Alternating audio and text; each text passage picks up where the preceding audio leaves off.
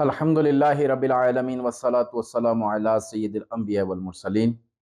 اما بعد فاعوذ باللہ من الشیطان الرجیم بسم اللہ الرحمن الرحیم صلی اللہ علی النبی امی والہ صلی اللہ علیہ وسلم صلاۃ و سلام علیک یا سیدی یا رسول اللہ۔ ناظرین، آج جو ہے یہ سورہ بقرہ کے حوالے سے بتائیں گے کہ کس طرح یہ پڑھی جاتی ہے اور کس طرح اس سے جادو اور جنات کا علاج کیا جاتا ہے، کیونکہ بعض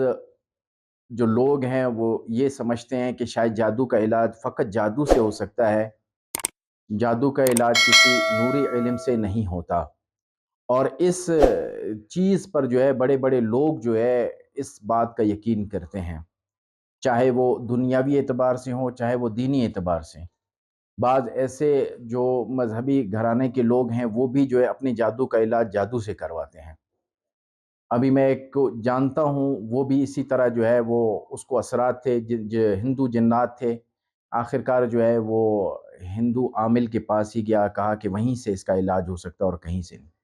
یہ یاد رکھیں کہ جادو سے وقتی طور پہ تو فائدہ رہے گا، جب تک آپ اس عامل کے ساتھ وابستہ رہو گے آپ کا جو ہے وہ فائدہ کرتا رہے گا۔ جیسے ہی وہاں سے آپ چھوٹ جائیں گے، دوبارہ جو ہے وہ چیز پہلے سے زیادہ طاقتور بن کر آپ پر حملہ کرے گی، کیونکہ کبھی بھی جو کپڑوں کو جو دھویا جاتا ہے نا، وہ پیشاب سے نہیں دھویا جاتا، پانی سے دھویا جاتا ہے۔ تو حتی الامکان کوشش کریں کہ قرآن پاک کی تلاوت اور جو ہے جو اذکار، جو مسنون دعائیں بتائی گئی ہیں جادو جنات اور نظر بد کے حوالے سے، ہمیشہ انہی کا استعمال کریں اور انہی کو پڑھا کریں، تو انشاءاللہ آپ کو اس سے نجات حاصل ہو جائے گی۔ اور دوسرا سورہ بقرہ کے حوالے سے جسے کہہ دیا جائے کہ بھئی سورہ بقرہ آپ گھر میں جو ہے خود تلاوت کر لیا کریں، تو اس سے جو ہے آپ کو نجات مل جائے گی۔ لیکن کیا کہ کثرت کے ساتھ جو فیملی، جو جہاں دوستیاں ہیں، جہاں صحبت ہے، جو بندہ جہاں بیٹھتا ہے تو اس کا ضرور اثر ہوتا ہے، تو وہاں بیٹھ کے جب ان چیزوں کی باتیں کی جاتی ہیں تو وہ یہی کہتے ہیں کہ یار جادو کا علاج جادو سے ہوتا ہے اور کسی چیز سے نہیں ہوتا۔ قرآن سے بڑھ کر کوئی طاقت نہیں ہے جس کو آپ پڑھیں اور جادو ختم نہ ہو۔ یہ سورہ بقرہ ہے، حدیث مبارکہ ہے کہ سورہ بقرہ کی آخری 2 آیتیں جو روزانہ پڑھتا ہے شیطان اس کے قریب نہیں آتا، اور اسی طرح جو سورہ بقرہ روزانہ گھر کے اندر تلاوت کرتا ہے وہ اس کے گھر میں برکت ہی برکت ہوتی ہے، اور جو نہیں پڑھتا وہ حسرت میں ہی رہتا ہے، اس کے پورا گھر حسرت میں ہی رہتا ہے جو سورہ بقرہ نہیں پڑھتا۔ اور اسی طرح اگر سورہ بقرہ پڑھی جائے، 2 آیتوں کا کمال یہ ہے کہ ان 2 آیتوں کو پڑھنے سے شیطان نزدیک نہیں آتا، تو پوری اگر سورت پڑھو گے تو پھر جو ہے آپ کے جادو جنات یا اور چیزیں آپ کے قریب کیسے آ سکتی ہیں۔ تو اب جسے کہا جائے کہ بھائی روزانہ قرآن پاک کی تلاوت کی جائے، تو وہ کیا کرتے ہیں، لگا دیتے ہیں کسی قاری صاحب کی جو ہے وہ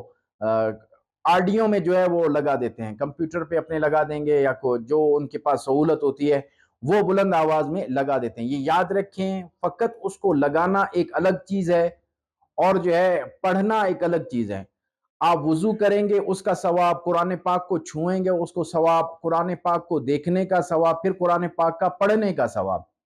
یہ تمام فضیلتیں آپ کو فقط قرآن پاک کے ہی پڑھنے سے ہی ملیں گی، اس کو دیکھ کر سورہ بقرہ پڑھنے سے ہی یہ تمام فضیلتیں آپ کو ملیں گی، نہ کہ جو ہے آپ جو ہے وہ کوئی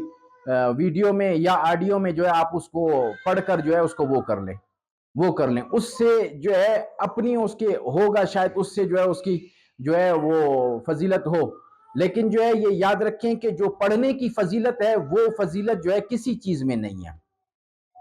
وہ خود پڑھیں تو انشاءاللہ آپ جو ہے جتنے مسائل گھر کے اندر جو ہے وہ فقط قرآن پاک نہ پڑھنے کی وجہ سے جو ہے لوگ زیادہ تر جو ہے ان آزمائشوں میں مبتلا ہوتے ہیں۔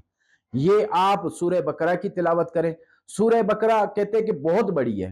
2.5 سورت کی جو ہے وہ ہے سورہ ہے، وہ ان کے پاس ٹائم نہیں ہے پڑھنے کے، چلو بھائی اس کو جو آپ ہفتے میں جو ہے 1 مرتبہ پڑھ لیا کریں، اس کو 7 حصوں میں جو ہے ڈیوائیڈ کر لیں، روزانہ ایک جو ہے